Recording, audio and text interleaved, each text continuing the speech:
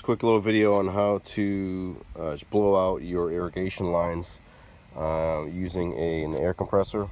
I have this vacuum breaker, and you might have a setup similar to this. This guy, the water's coming in from the house, comes into the vacuum breaker and then goes out to the lines throughout my yard. These two spouts right here, this guy and that guy, they have a little screw on them. When the screw is in this position, it's closed.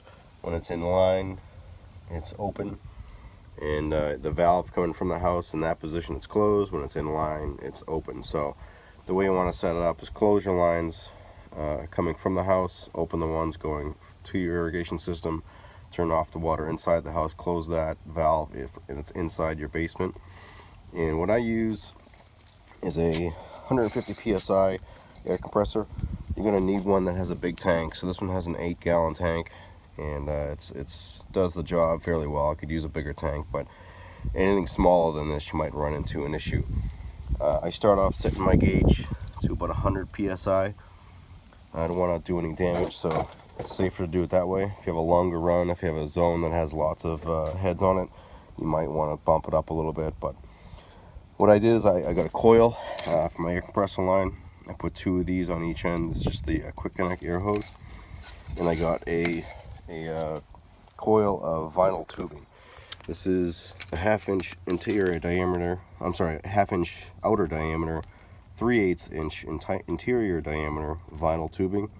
And on the other end, I just zip tied it, and then I just ran it right to the nozzle right here, and it just goes on like that. You can zip tie it if you want.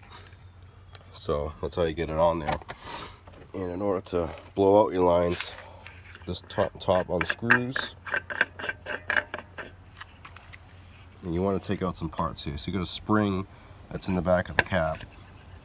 You want to get that spring out of there. Make sure you put it, remember how it went in so you can put it back correctly. And this little plunger that comes right out.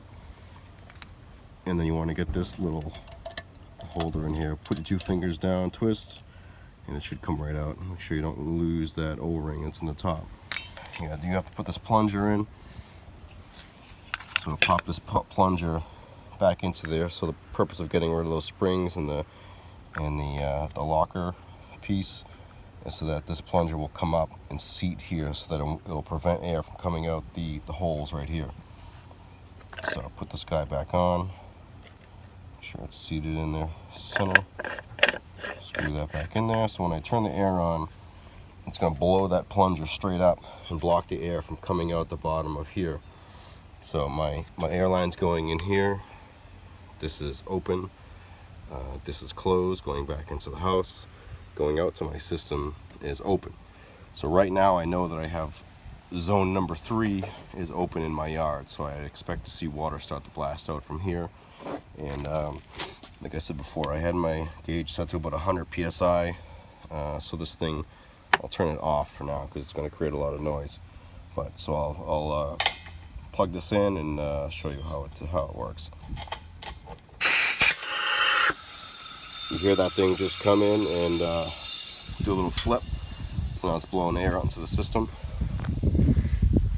Now you see water coming up, being blown out. Let's go over to this one. So it's got 100 psi, it works pretty well.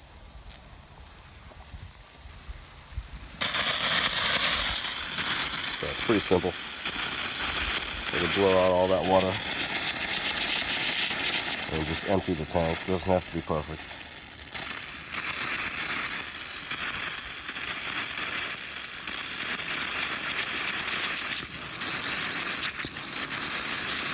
As soon as it starts to run out of water, it's going to blow out all the air. And since I have my tank shut off, it's going to lose that power pretty quickly. So I'm going to turn it back on, give it another blast, make sure I got most of the air out. And that's it.